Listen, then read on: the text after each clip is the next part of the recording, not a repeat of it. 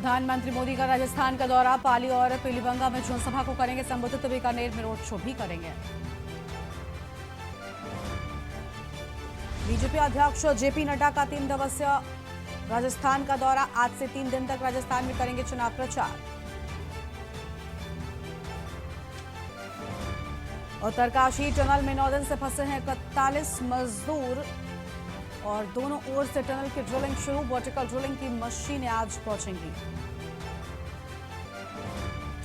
पंजाब में आज DC office से घेरेंगे किसान, पराली जलाने पर केस दर्ज करने से भड़के 18 संगठन, बोले जुर्माना नहीं देंगे।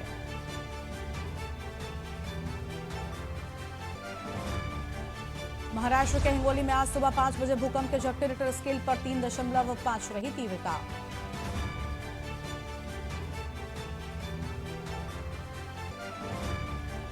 दिल्ली में प्रदूषण कम हुआ, AQI 290 पहुंचा, 14 दिनों के बाद कंस्ट्रक्शन वर्क और ट्रकों की एंट्री पर से रोक हटाई गई, आज से स्कूल खुलेंगे। आप देख रहे हैं के न्यूज, खबरों का सारथी। नमस्कार, आप देख रहे हैं के न्यूज इंडिया। मैं हूं आपके साथ गरिमा वाजपेयी। लाइव न्यूज में आप सभी का स्वागत है। हम खबरों से करते हैं बुलेटिन की शुरुआत। मुख्यमंत्री योगी आदित्यनाथ का आज राजस्थान का दौरा है। राजस्थान के धौलपुर और रामगढ़ में करेंगे जनसभा। धौलपुर की राजोखेड़ा विधानसभा में जनसभा करेंगे सीएम। रामगढ़ के राजोखेड़ा कस्बे में जनसभा करेंगे सीएम। अहम जानकारी आपको हम बता रहे हैं, राजस्थान के धौलपुर में और रामगढ़ में जनसभा को संबोधित करने के लिए पहुंचेंगे मुख्यमंत्री। धौलपुर की राजोखेड़ा विधानसभा में जनसभा करेंगे सीएम योगी आदित्यनाथ।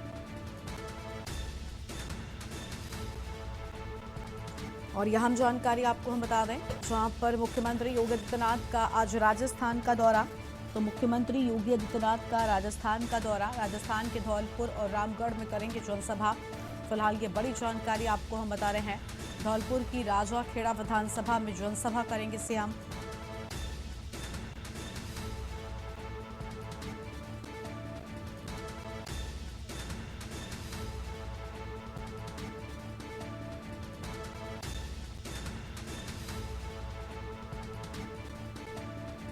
और राजस्थान के धौलपुर और रामगढ़ में होगी जनसभा, ये बड़ी जानकारी आपको हम बता रहे हैं।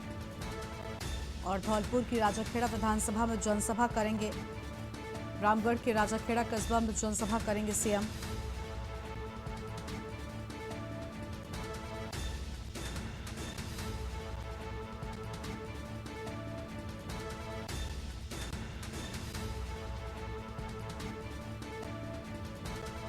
और धौलपुर की राजाखेड़ा विधानसभा में जनसभा करेंगे सीएम। ये बड़ी खबर आपको हम बता दें, रामगढ़ के राजाखेड़ा कस्बे में जनसभा करेंगे सीएम। मुख्यमंत्री योगी आदित्यनाथ का राजस्थान का दौरा आज, तो राजस्थान के दौरे पर मुख्यमंत्री योगी आदित्यनाथ राजस्थान के धौलपुर और रामगढ़ में जनसभा को संबोधित करेंगे। और धौलपुर की राजाखेड़ा विधानसभा में जनसभा करेंगे सीएम योगी आदित्यनाथ। ये बड़ी खबर आपको हम बता दें, रामगढ़ के राजाखेड़ा कस्बा में जनसभा करेंगे सीएम योगी, अहम जानकारी। और मुख्यमंत्री योगी आदित्यनाथ का राजस्थान का दौरा,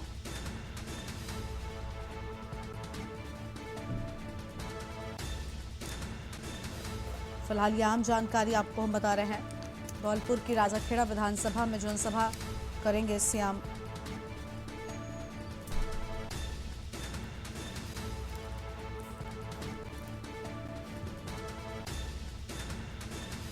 मुख्यमंत्री योगी आदित्यनाथ का राजस्थान का दौरा है। राजस्थान के धौलपुर और रामगढ़ में जनसभा करेंगे सीएम योगी आदित्यनाथ।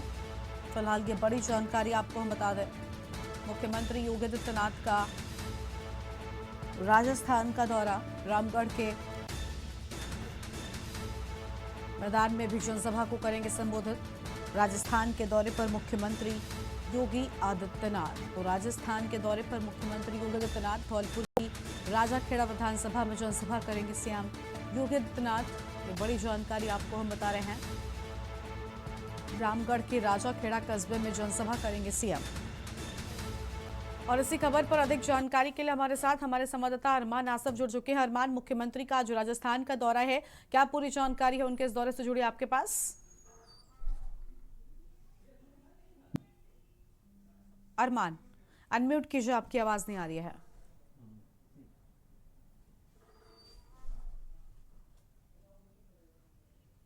अरमान, आपकी आवाज नहीं मिल रही है।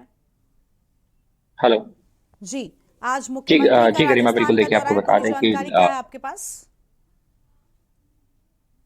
जी बिल्कुल देखिए गरिमा, लगातार मुख्यमंत्री योगी आदित्यनाथ की तरफ से बीजेपी को मजबूत करने की कवायद जारी है। इससे पहले आपको बता दें कि मध्य प्रदेश में लगातार मुख्यमंत्री योगी आदित्यनाथ का दौरा लगा हुआ था। अब यहीं अब मध्य प्रदेश में चुनाव होते ही अब जो राजस्थान का चुनाव है उस पे कहीं ना कहीं मुख्यमंत्री योगी आदित्यनाथ के साथ साथ पूरे बीजेपी महकमे की नजर है कि किस तरीके से राजस्थान को जीता जाए, क्योंकि आने वाले लोकसभा में राजस्थान एक जो लोकसभा चुनाव है उसमें अहम भूमिका प्ले करता है।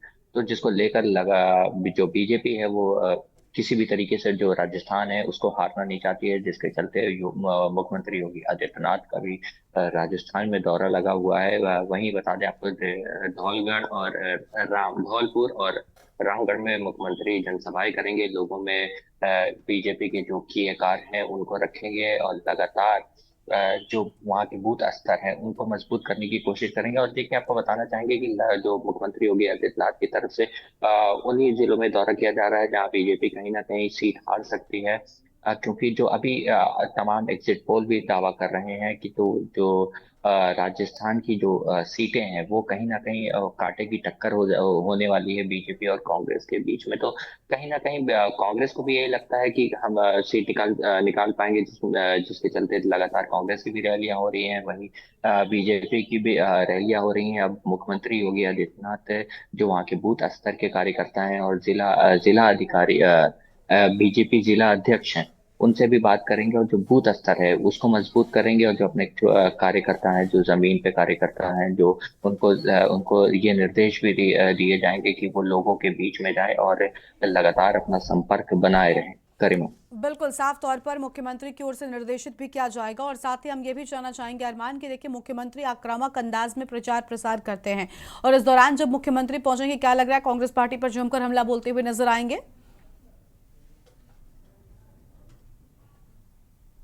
क्या थी उसमें लगातार मुख्यमंत्री योगी आदित्यनाथ ने कांग्रेस पे हमला बोला है। इससे पहले मध्य प्रदेश की भी अगर हम बात कर ले तो वहां पे भी लगातार आक्रामक मुख्यमंत्री दिखाई दिए थे। लगातार उन्होंने जो कांग्रेस की नाकामियां थी उन्होंने गिराई थी तमाम, और खास करके राम मंदिर वाला मुद्दा वो उन्होंने उठाया था। अब कहा यह भी जा रहा है कि जो राजस्थान में है उसमें भी कांग्रेस को घेरेंगे, क्योंकि इससे पहले वहां पे कांग्रेस की सरकार थी, वहां के तमाम मुद्दे ऐसे थे जहाँ पे कांग्रेस को वो घेर सकते हैं। वहीं राम मंदिर का भी चर्चा कर सकते हैं। तो इस तरह के तमाम मुद्दे वो जनता के बीच में रखेंगे और कहीं ना कहीं जो लोग हैं उनको बीजेपी की तरफ लाने की कोशिश पूरी करेंगे। करेंगे। बिल्कुल बिल्कुल, साफ तौर पर देखिए यहाँ पर लोगों को अपनी बात उन तक पहुंचाने की कोशिश करेंगे। आम जानकारी आपको हम बताए थे। बहुत शुक्रिया अरमान आपका हमारे साथ जुड़ने के लिए और आम खबर हमारे दर्शकों के साथ में साझा करने के लिए। तो ये आम खबर आपको हम बता दें जहाँ पर रामगढ़ में जनसभा को संबोधित करने के लिए पहुंचेंगे और राजाखेड़ा कस्बे में जनसभा करेंगे सीएम योगी आदित्यनाथ। ये बड़ी जानकारी आपको हम बता रहे हैं। मुख्यमंत्री योगी आदित्यनाथ का आज राजस्थान का दौरा है, तो राजस्थान के दौरे पर मुख्यमंत्री योगी आदित्यनाथ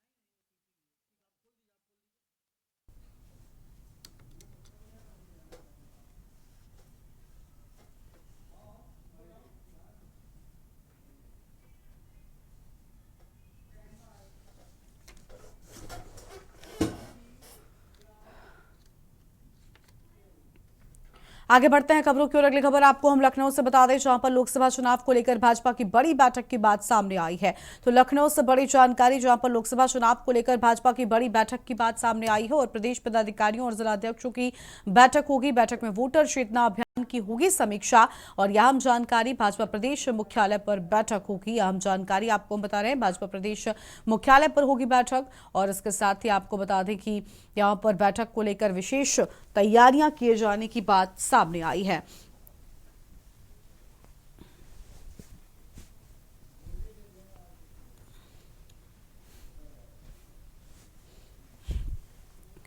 और फिलहाल यह अहम जानकारी सामने आ रही है जहां पर बैठक को लेकर विशेष तैयारियां किए जाने की बात सामने आई है। लोकसभा चुनाव को लेकर भाजपा की बड़ी बैठक प्रदेश पदाधिकारी और जिला अध्यक्षों के साथ बैठक। भाजपा मुख्यालय पर यह बैठक होगी, जिसको लेकर सभी तैयारियां भी पूरी कर ली गई हैं। अहम जानकारी आपको हम बता दें, लखनऊ से लोकसभा चुनाव को लेकर भाजपा की बड़ी बैठक की तैयारी है। तो लोकसभा चुनाव को लेकर भाजपा की बड़ी बैठक की तैयारी, प्रदेश पदाधिकारियों और जिला अध्यक्षों की बैठक होगी। अहम खबर आपको हम बता दें, बैठक में वोटर चेतना अभियान की होगी समीक्षा। तो बैठक में वोटर चेतना अभियान की समीक्षा होगी और भाजपा प्रदेश मुख्यालय पर होगी बैठक। फिलहाल यह अहम खबर आपको हम बता रहे हैं। लखनऊ से खबर, लोकसभा चुनाव को लेकर भाजपा की बड़ी बैठक। तो लोकसभा चुनाव को लेकर भाजपा की बड़ी बैठक होगी, प्रदेश पदाधिकारियों और जिला अध्यक्षों की होगी बैठक। अहम जानकारी आपको हम बता दें, बैठक में वोटर चेतना अभियान की होगी समीक्षा।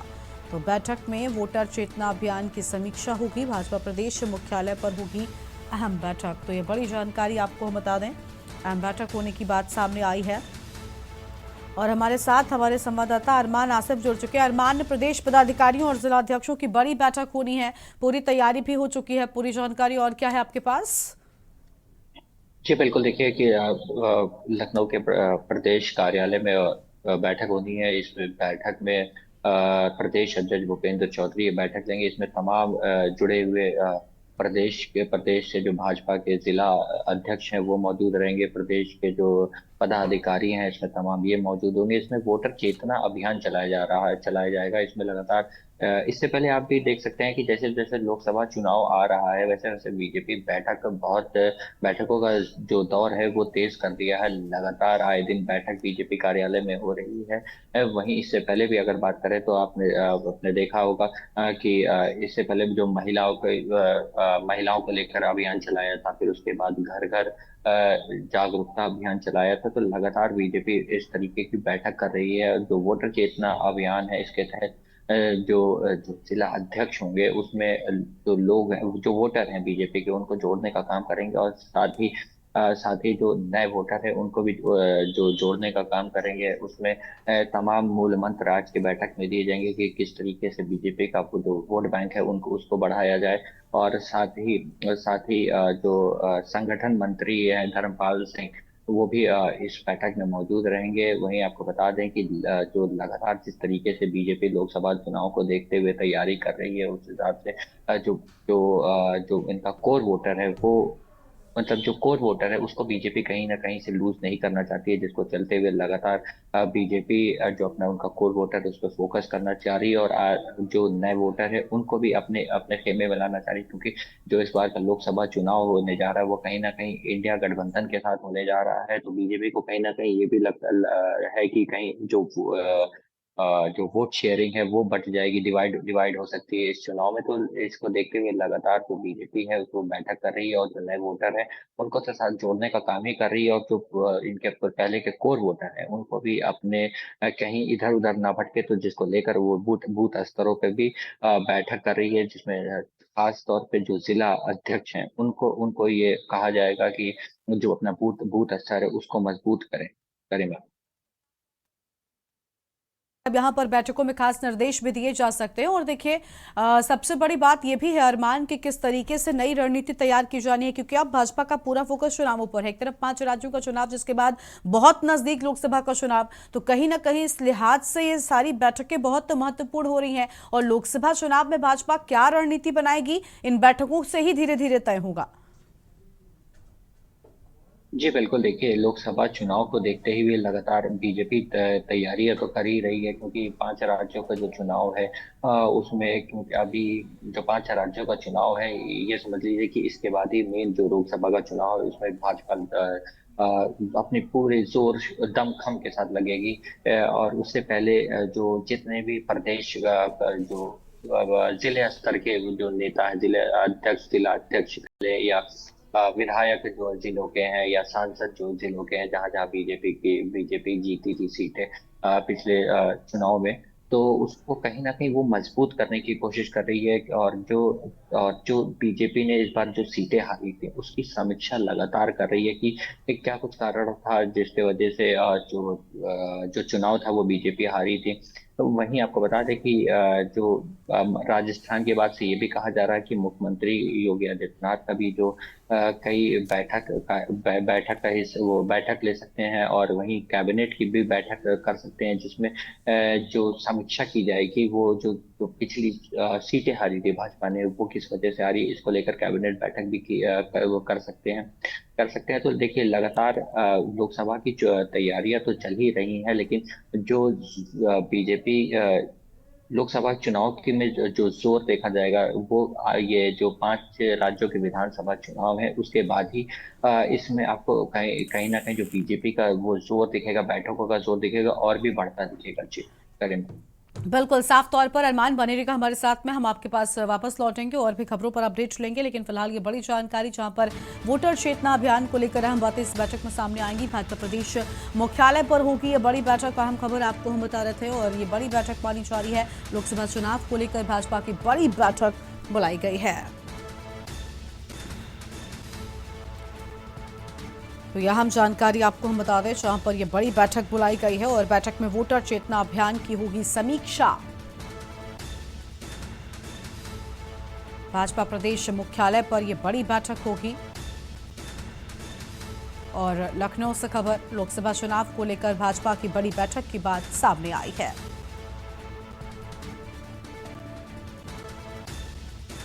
और प्रदेश पदाधिकारियों को लेकर यहां बातें सामने आई। बैठक में वोटर चेतना अभियान की होगी समीक्षा। तो बैठक में वोटर चेतना अभियान की समीक्षा होगी और भाजपा प्रदेश मुख्यालय पर बड़ी बैठक की बात सामने आई है।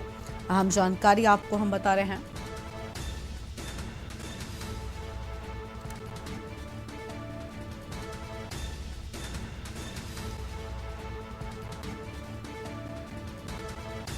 लखनऊ से अगली बड़ी जानकारी आपको हम बता दें, जहां पर 2024 के लिए काडर प्रत्याशी तलाश रही बीएसपी। यूपी के आरक्षित सीटों पर बसपा की नजर।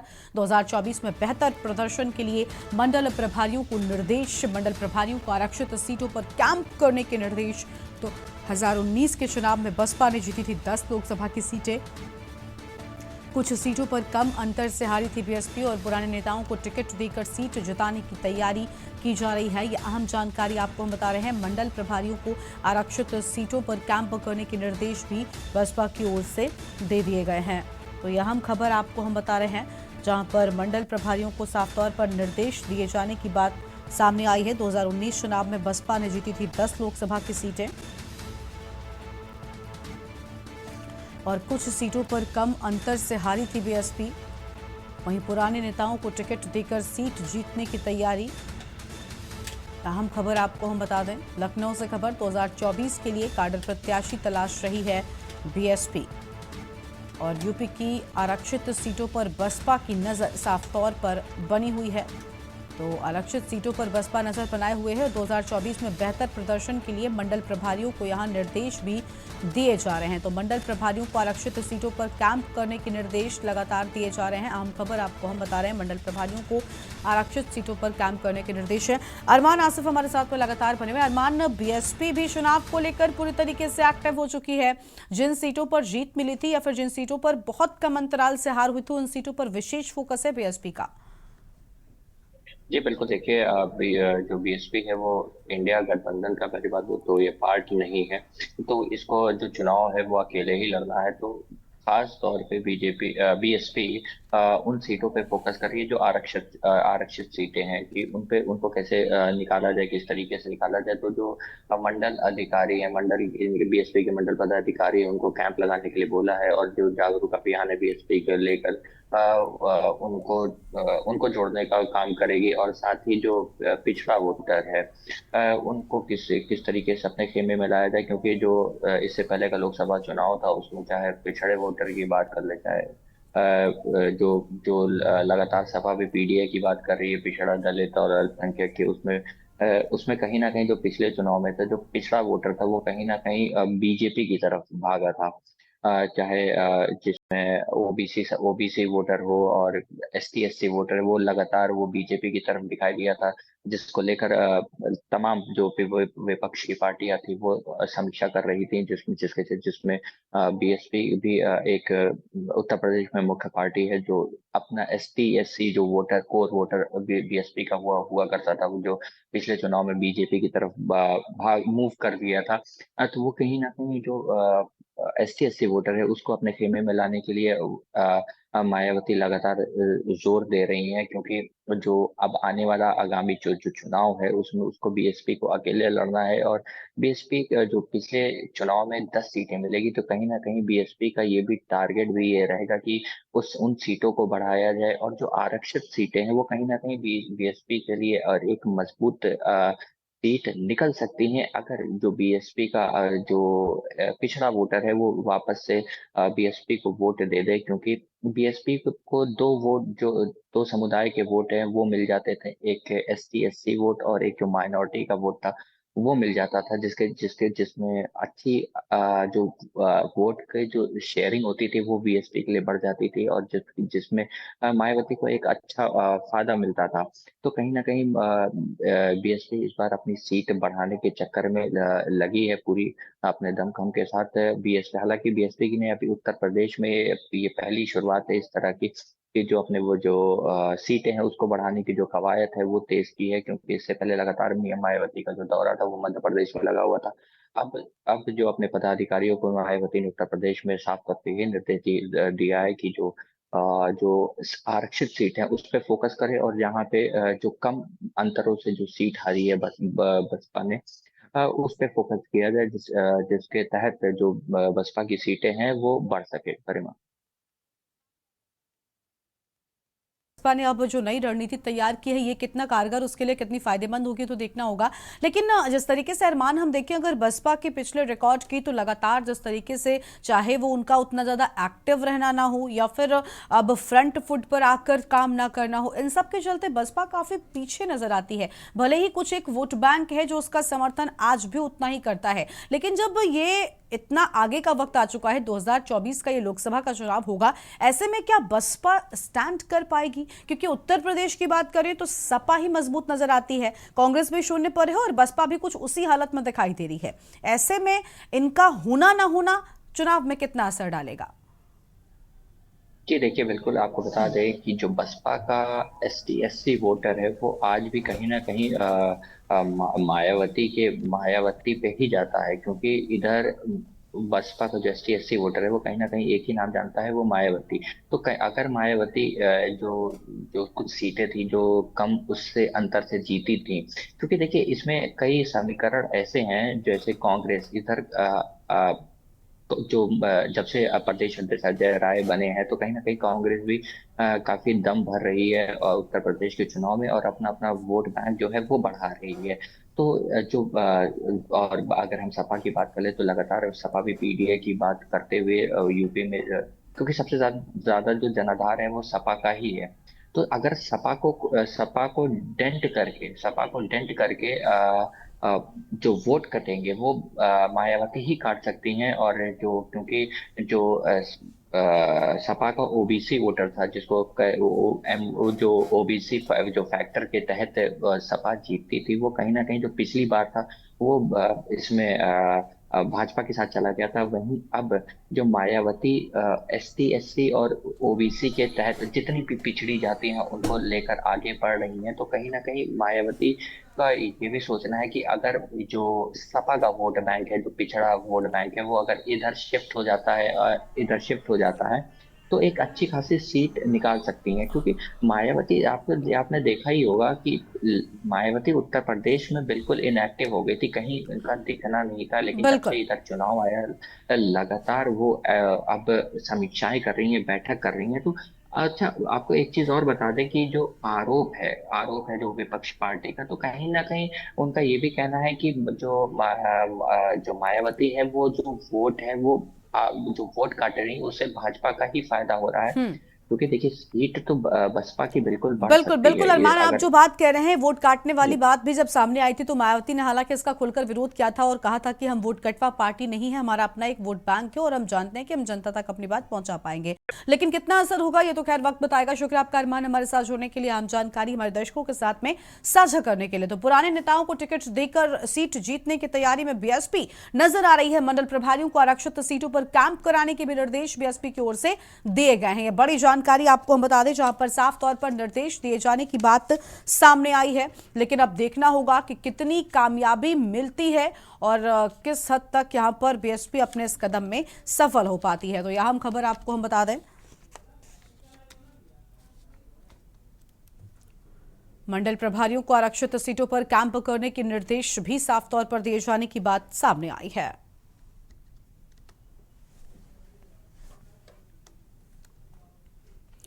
आगे बढ़ेंगे खबरों की ओर। अयोध्या से अगली खबर आपको हम बता दें, जहां पर राम मंदिर में प्राण प्रतिष्ठा की तैयारी जोरों पर है। प्राण प्रतिष्ठा का समय घोषित हो गया, 22 जनवरी को होगी राम मंदिर में प्राण प्रतिष्ठा। दोपहर 12:20 पर होगा आयोजन। प्राण प्रतिष्ठा को लेकर लोग उत्साहित हैं और तेजी से हो रहे विकास कार्यों पर जताई खुशी। तो तेजी से हो रहे विकास कार्यों पर खुशी जताई है और दोपहर 12:20 पर आयोजन होगा। अयोध्या में प्राण प्रतिष्ठा का समय घोषित हुआ, अहम खबर आपको हम बता दें। अयोध्या में प्राण प्रतिष्ठा का समय घोषित कर दिया गया है। फिलहाल यह अहम जानकारी आपको हम बता रहे हैं।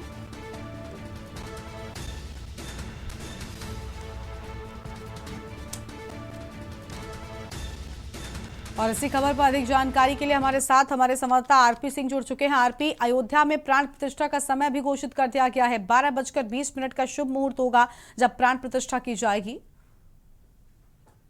जी गरिमा जी, के न्यूज दर्शकों को मैं बताना चाहता हूं कि 22 तारीख डेट निश्चित की गई है और ये सभी प्रधानमंत्री नरेंद्र मोदी के कर कमलों द्वारा इसका उद्घाटन होगा। वो पल ऐतिहासिक होगा क्योंकि करोड़ों आस्था का प्रतीक है, करोड़ों लोगों के आस्था का प्रतीक है जो इंतजार कर रहे हैं कब भगवान राम अपने भव्य दिव्य मंदिर में विराजमान होंगे, टेंट से अपने भव्य दिव्य मंदिर में जाएंगे। और अभी हमारी बात हुई है जो मूर्ति बना रहे हैं, बाल व्यवस्था की मूर्ति बना रहे हैं, वो बता रहे हैं अलौकिक मूर्ति होगी, आप देख नहीं पाएंगे वो मूर्ति होगी कि एक छवि अलग तरीके से बनाई जा रही है। लगभग कार्य पूरा हो चुका है, 10% कार्य बचा है, बाकी का ना उन्होंने कार्य पूरा कर लिया है। तो कहीं ना कहीं प्राण प्रतिष्ठा की तैयारी बहुत तेजी चल रही है। ट्रस्ट जो है बराबर बैठक कर रहा है, अभी 2 दिन का बैठक इधर जारी किया है कि कहीं के प्राण प्रतिष्ठा में जितनी व्यवस्थाएं सुचारू रूप से कर ले, जो काम बचे हैं सेफ वो भी, क्योंकि सूबे के मुखिया योगी आदित्यनाथ द्वारा जो है अयोध्या में जितना कार्य सेफ है वो भी जनवरी तक पूरा कर लिया जाएगा। उन्होंने पहले से ही कह दिया है कि कोई भी कार्य बचेगा नहीं और जितनी तेजी से कार्य किया जाए, अगर जिसका कार्य लूज होगा उसको दंड भी मिलेगा। तो कहीं ना कहीं सूबे के मुखिया खुद निगरानी कर रहे हैं कि कोई कार्य को छोड़ना नहीं चाहते। और अयोध्या में इस समय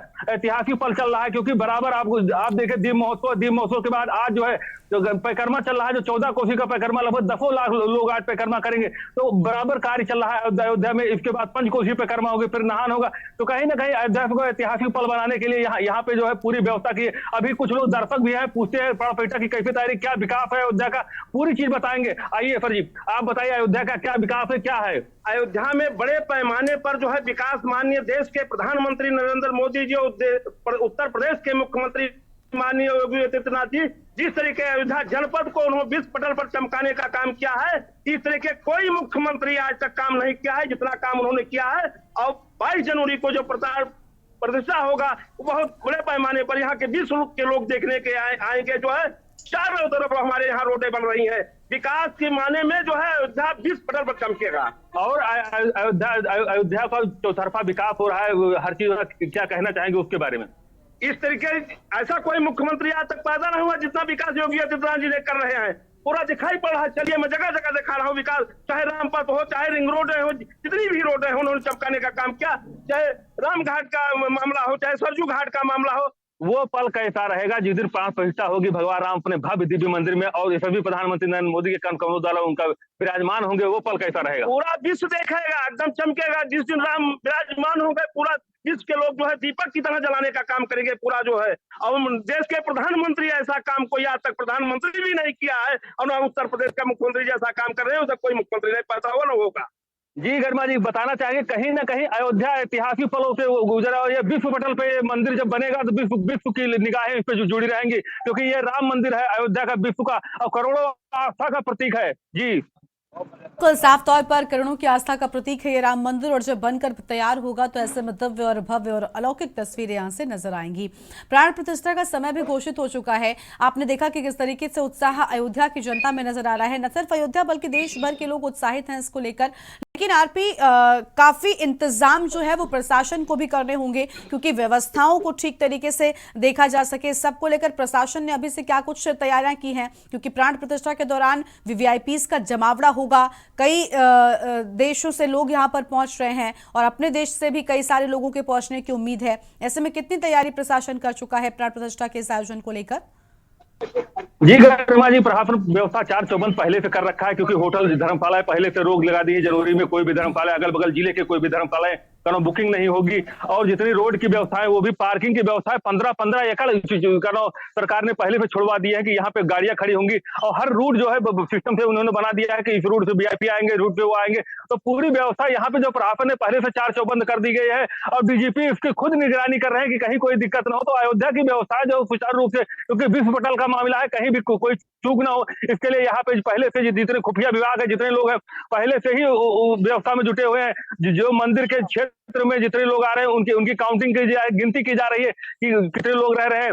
और विकास यहाँ पे जो चौतरफा हो ही रहा है। प्रशासन व्यवस्था यहाँ पे 4 चौबंद पहले से भी कर दी गई है। जी, तरीके से प्रशासन जो है वो चाक चौबंद व्यवस्थाएं कर चुका है। आरपी, अयोध्या को दुल्हन की तरह भी दीपावली के मौके पर सजाया गया, दीपोत्सव के मौके पर सजाया गया, लेकिन वो नजारा कुछ और ही होगा जब अयोध्या के रामलला एक बार फिर से मंदिर में विराजेंगे, प्राण प्रतिष्ठा होगी और उस दौरान भी अयोध्या को बेहद खूबसूरती से सजाए जाने की तैयारी है। वीवीआईपी पहुंचेंगे। अयोध्या को वैश्विक स्तर पर एक नई पहचान दिलाने की जो सरकार की मंशा है, उसकी कितनी तैयारी है और किस रंग में, किस रूप में अयोध्या को सजाया जाएगा इस खास महोत्सव के लिए? जी गरिमा जी, बताना चाहेंगे, अयोध्या रामनगरी, अयोध्या दुल्हन की तरफ सजाई जाएगी। और अब अभी तो जो ट्रस्ट ने आह्वान किया है कि केवल ट्रस्ट जो है केवल फूलों से सजाएगा। जो पहली बार ऐसा हुआ है, पूरी अयोध्या फूलों से एकदम जगमगाता फूलों से सजाई जाएगी। उससे फूलों की व्यवस्था की जा रही है। सुचारू रूप से पहले से ऑर्डर कर दिए गए हैं। जैसे दीपोत्सव में कई लाख दीपक की व्यवस्था की, उसी तरह फूलों की व्यवस्था की जा रही है। और लाइटों से लेकर के जितनी चीजें हैं वो भी, क्योंकि अयोध्या दिव्य अयोध्या बनाई जाएगी। उसमें कोर कसर जो है, चाहे सूबे के मुखिया योगीनाथ द्वारा हो, चाहे केंद्र या ट्रस्ट द्वारा हो, कोई कोर कसर छोड़ना नहीं चाहती है। जी, आरपी हमारे साथ जुड़ने के लिए और अहम जानकारी हमारे दर्शकों के साथ में साझा करने के लिए। तो यह खबर आपको हम बता दें, जहां पर 22 जनवरी को राम मंदिर में प्राण प्रतिष्ठा होगी और समय भी निर्धारित हो चुका है। वो शुभ मुहूर्त, वो शुभ घड़ी आ चुकी है जब 12:20 पर भगवान रामलला की प्राण प्रतिष्ठा की जाएगी और अयोध्या में प्राण प्रतिष्ठा का जो समय है वो घोषित कर दिया गया है। अब बस इंतजार है उस पल का जब रामलला अपने अलौकिक मंदिर में विराजेंगे और वो अद्भुत नजारा देश दुनिया से लोग राम भक्त देख सकेंगे। दोपहर 12:20 का वो शुभ मुहूर्त होगा जब प्राण प्रतिष्ठा पूरी होगी।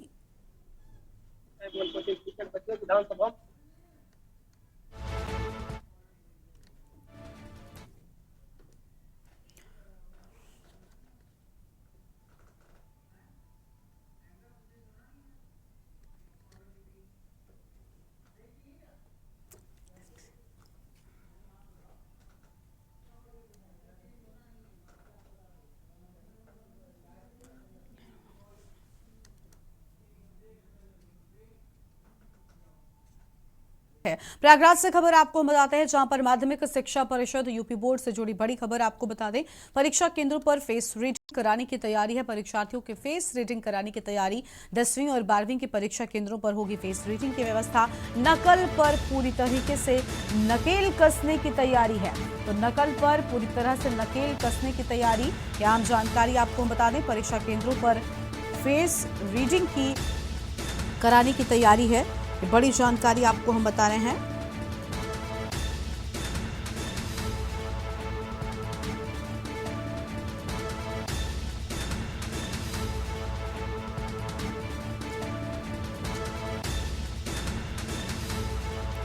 और 10वीं 12वीं के परीक्षा केंद्रों पर होगी फेस रीडिंग की व्यवस्था। आम जानकारी, नकल पर पूरी तरीके से नकेल कसने की तैयारी है। और विनय मिश्रा हमारे साथ में जुड़ चुके हैं इसी खबर पर। यूपी बोर्ड फेस रीडिंग व्यवस्था की बना रहा है योजना। विनय के पास जाते हैं। विनय, फेस रीडिंग यानी नकल पर पूरी तरीके से नकेल हो जाएगी, क्योंकि यहाँ पर कोई भी मिलीभगत नहीं चल सकती, यहाँ पर कोई भी तरकब जो है वो काम नहीं करेगा।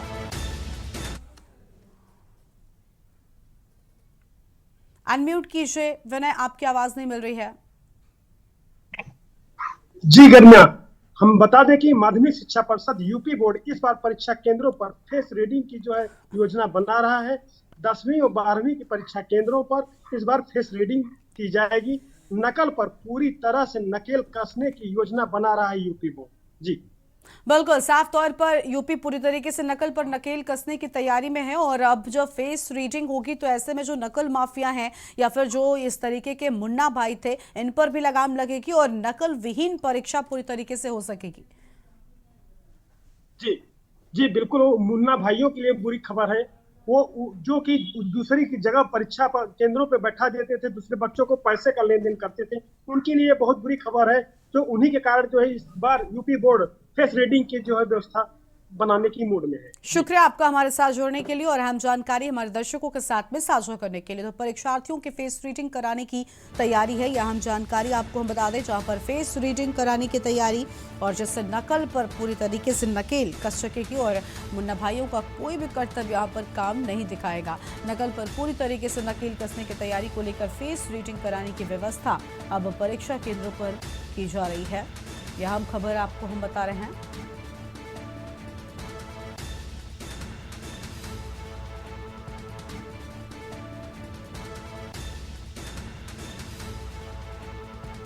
परीक्षा केंद्रों पर अब फेस रीडिंग की व्यवस्था होगी, ये बड़ी जानकारी आपको हम बता दें, जहां पर साफ तौर पर व्यवस्था की जाएगी और 10वीं 12वीं की परीक्षा केंद्रों पर होगी फेस रीडिंग की व्यवस्था।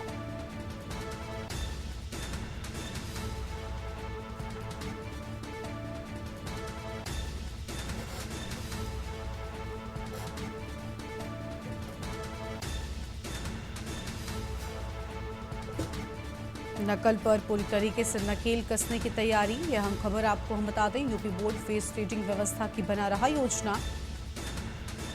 तो यूपी बोर्ड फेस रीडिंग की योजना बना रहा। प्रयागराज से खबर, माध्यमिक शिक्षा परिषद यूपी बोर्ड से जुड़ी यह अहम जानकारी आपको हम बता रहे हैं।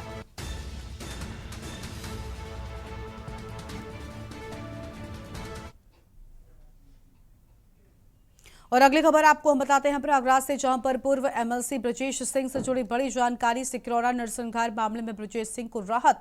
इलाहाबाद हाईकोर्ट से ब्रजेश सिंह को बड़ी राहत की खबर सामने आई है। नरसंहार मामले में हाईकोर्ट ने अपील खारिज की। बरी किए जाने के फैसले के खिलाफ दाखिल अपील खारिज। हाईकोर्ट ने मुकदमा वादनी की अपील खारिज कर दी। हाईकोर्ट ने ट्रायल कोर्ट के फैसले को बरकरार रखा। चंदौली के सिकरौरा में 7 लोगों की हत्या हुई थी। मामले में ट्रायल कोर्ट ने 2018 में बरी कर दिया था। आरोपी बनाए गए ब्रजेश सिंह को बरी किया था। ट्रायल कोर्ट के फैसले को हाईकोर्ट में दी गई थी चुनौती और वादनी हीरावती ने हाईकोर्ट में अपील दाखिल की थी। अहम जानकारी आपको हम बता दें, जहां पर अपील यहां पर दायर की थी और हाईकोर्ट ने ट्रायल कोर्ट के फैसले को बरकरार रखा है।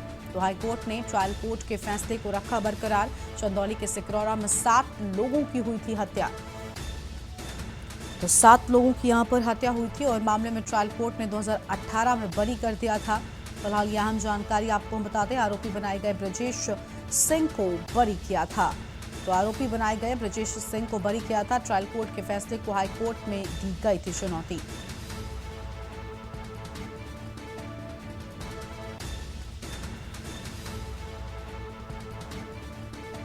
प्रयागराज से खबर, पूर्व एमएलसी ब्रजेश सिंह से जुड़ी यह बड़ी जानकारी आपको हम बता रहे हैं। सिकरौरा नरसंहार मामले में ब्रजेश सिंह को राहत। तो सिकरौरा नरसंहार मामले में ब्रजेश सिंह को राहत। इलाहाबाद हाईकोर्ट से ब्रजेश सिंह को बड़ी राहत मिली है। अहम जानकारी आपको हम बता रहे हैं। और नरसंहार मामले में हाईकोर्ट ने अपील खारिज की। तो नरसंहार मामले में हाईकोर्ट ने अपील खारिज की।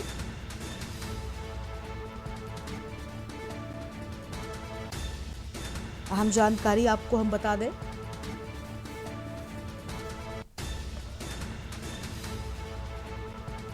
हाईकोर्ट ने ट्रायल कोर्ट के फैसले को बरकरार रखा है। चंदौली के सिकरौरा में 7 लोगों की हत्या हुई थी और मामले में ट्रायल कोर्ट ने 2018 में बरी कर दिया था।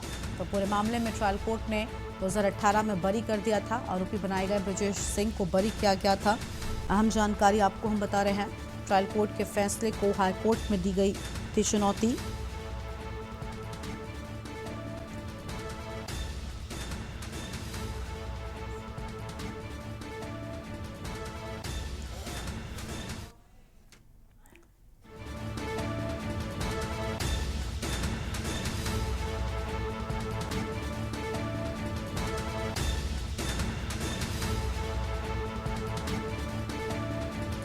बड़ी जानकारी आपको हम बता दें, नरसंहार मामले में हाईकोर्ट ने अपील खारिज की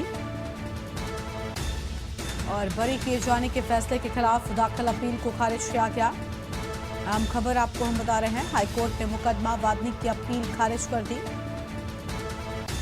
ये बड़ी जानकारी आपको हम बताते हैं, हाईकोर्ट ने ट्रायल कोर्ट के फैसले को बरकरार रखा। तो हाईकोर्ट ने ट्रायल कोर्ट के फैसले को रखा बरकरार। चंदौली के सिकरौरा में 7 लोगों की हुई थी हत्या। मामले में ट्रायल कोर्ट ने 2018 में बरी कर दिया था। आरोपी बनाए गए ब्रजेश सिंह को बरी किया था।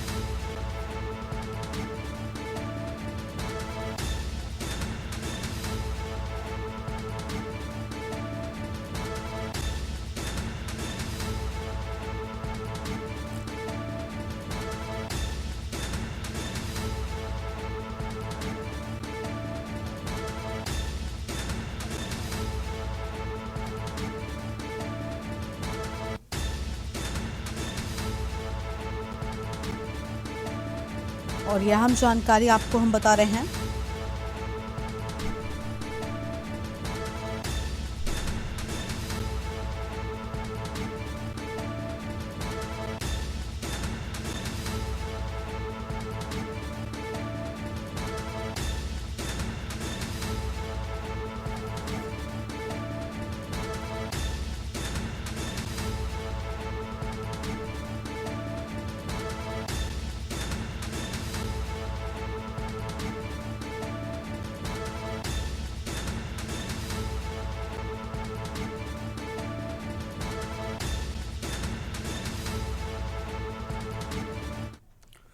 और अगली खबर प्रयागराज से आपको हम बताते हैं, जहां पर अशरफ के साले सद्दाम पर कसेगा पुलिस का शिकंजा। वक्फ संपत्ति बेचने के मामले में सद्दाम पर शिकंजा कसेगी। पूरा मुफ्ती पुलिस जल्द ही प्रयागराज कोर्ट में देगी अर्जी। बी वारंट बनवाने के लिए पुलिस कोर्ट में अर्जी देगी। सद्दाम का बी वारंट बनाकर मामले में रिमांड मांगेगी पुलिस। माफिया अतीक के भाई अशरफ का साला है सद्दाम।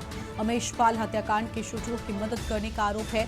मौजूदा समय में जेल में बंद है सद्दाम। यह खबर आपको बता दें। और बी वारंट बनवाने के लिए पुलिस कोर्ट में अर्जी देगी और सद्दाम का बी वारंट बनाकर मामले में रिमांड मांगेगी पुलिस।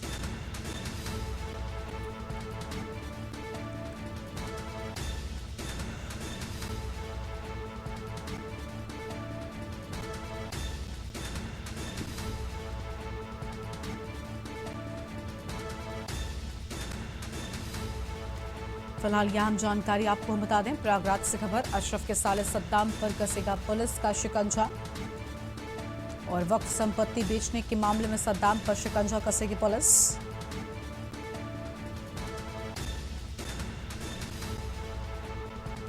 पूरा मुफ्ती पुलिस यहां पर जल्द ही बी वारंट बनवाने के लिए पुलिस कोर्ट में देगी अर्जी।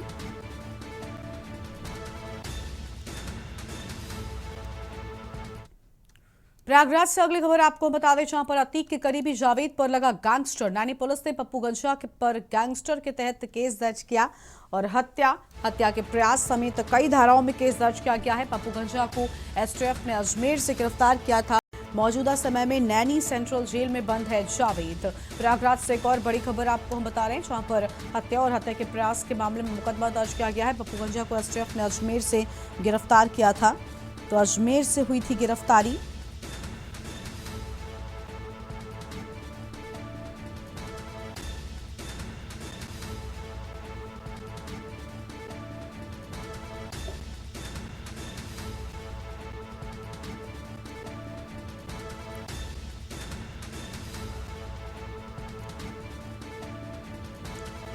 यह हम जानकारी आपको हम बता रहे हैं, प्रयागराज से खबर। अतीक के करीबी जावेद पर गैंगस्टर लगा।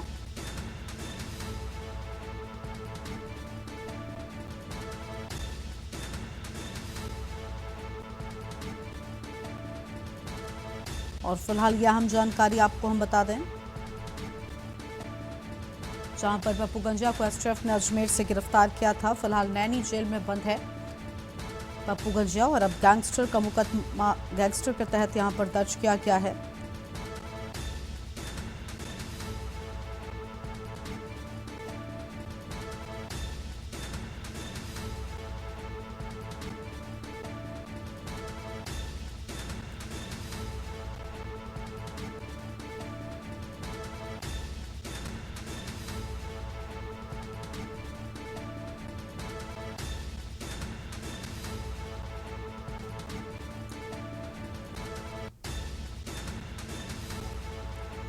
हत्या और हत्या के प्रयास समेत कई धाराओं में केस दर्ज किए जाने की बात सामने आई है। आगे बढ़ेंगे खबरों की ओर। अगली खबर आपको हम अमरोहा से बताते हैं, जहां पर गंगा की जमीन को लेकर विवाद की बात सामने आई है। ग्राम प्रधान पति के अज्ञात बदमाशों ने मारी गोली और घर में सो रहे प्रधान पति को बदमाशों ने गोली मार दी। ये बड़ी जानकारी आपको हम बता रहे हैं। घर में सो रहे प्रधान पति को बदमाशों ने गोली मार दी है। घायल प्रधान पति की गोली लगने से हालत नाजुक है। घायल प्रधान पति को मेरठ हायर सेंटर के लिए रेफर किया गया। परिजनों ने कार्रवाई को लेकर थाने का घेराव किया। 5 लोगों पर लगा गोली चलाने का आरोप। अमरोहा के थाना हसनपुर सिरसा गुरशर का ये पूरा मामला है। परिजनों ने कार्रवाई को लेकर थाने का घेराव किया है।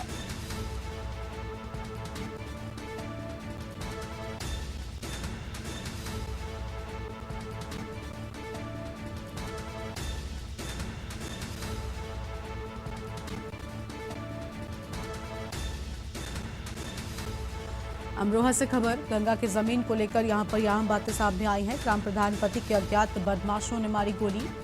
तो ग्राम प्रधान पति के अज्ञात बदमाशों ने मारी गोली और घर में सो रहे प्रधान पति को बदमाशों ने गोली मार दी।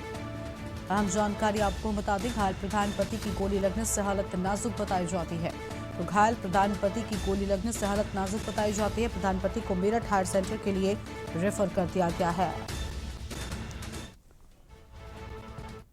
और आगे बढ़ते हैं खबरों की ओर। दूधिया रोशनी से नहाता का छठ घाट लाखों भक्तों से खचाखच भरा हुआ था। बता दें कि छठ पूजा के तीसरे दिन जहां 5:30 बजे भक्तों ने डूबते सूर्य को अर्घ्य दिया और इसके बाद अपनी मनोकामना की। और आज सुबह उन्होंने उगते हुए सूर्य को अर्घ्य देकर अपने इस व्रत का पारण किया है और इस व्रत की महत्वता को भी बताया है।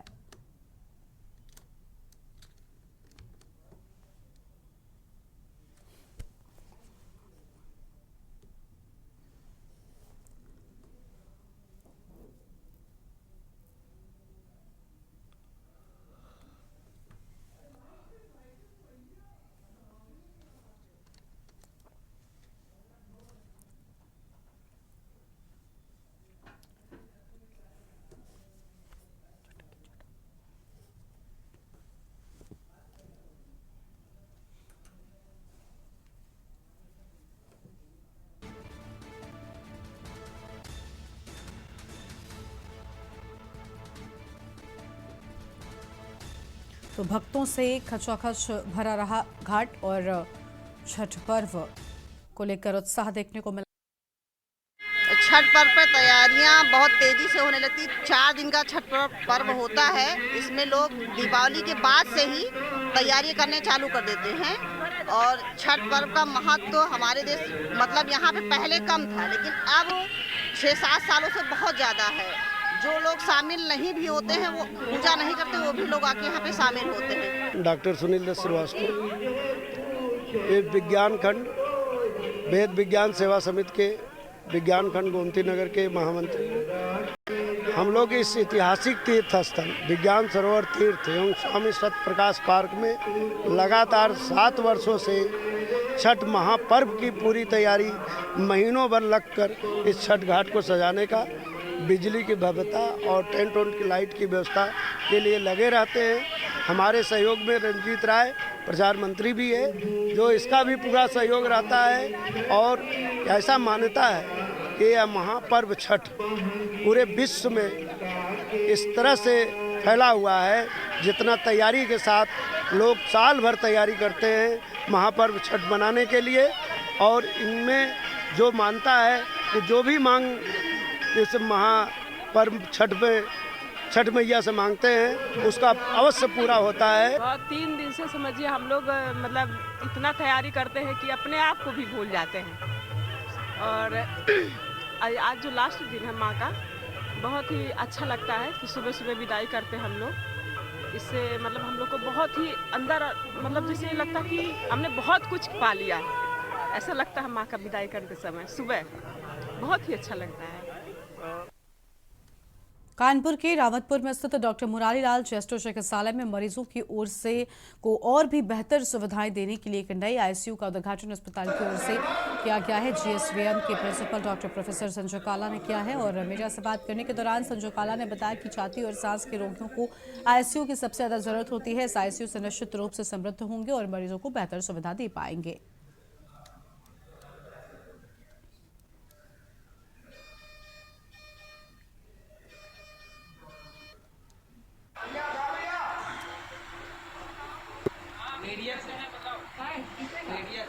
देखिए 7 साल के बाद में एक लंबे गैप के बाद में, क्योंकि इसमें यूपी आरएन जो थी उसका काम था इसको बनाने का, लेकिन उन्होंने बाकी जगह तो काम कर दिया था, लेकिन जो पाइपलाइन जब इस बिल्डिंग का रिनोवेट कर रहे थे उस पाइपलाइन उखाड़ दी गई थी। उसके बाद कोविड आ गया, तो ये लगभग 7 साल से आईसीयू बंद था। और अमूमन जो रेस्पिरेटरी के, अब इसका नाम रेस्पिरेटरी मेडिसिन है, टीबी चेस्ट नहीं है। और इसमें जो पेशेंट आते हैं वो अमूमन इनमें से कई होते हैं बहुत क्रिटिकल होते हैं, जिनको वेंटिलेटर इत्यादि की आवश्यकता होती है। तो इसमें जो हमारे जो विभागाध्यक्ष हैं, फिर डॉक्टर आनंद हैं और SK सिंह साहब हैं, हम सब लोगों ने एक्टिवली इंटरेस्ट लेकर के अपने स्तर से इसमें गैस पाइपलाइन डाली।